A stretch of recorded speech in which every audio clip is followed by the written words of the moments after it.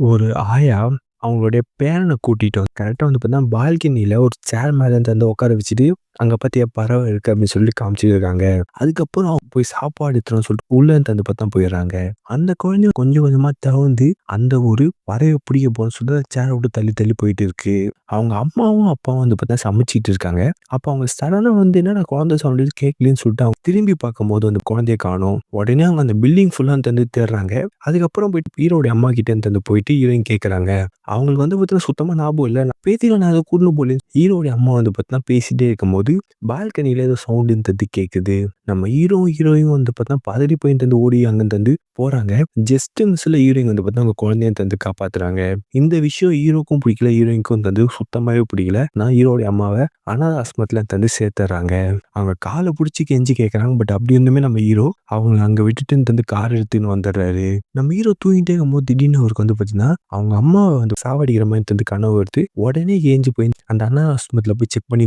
பார்க்குறாரு. பார்த்தா அவங்க அம்மாவே இல்ல. திடீர்னு பின்னாடி ஒரு சவுண்ட் கேட்குது. நம்ம ஹீரோ வந்து பார்த்தா அந்த சவுண்ட் இருக்கிற இடத்துக்கு நடந்து போயிட்டு இருக்காரு.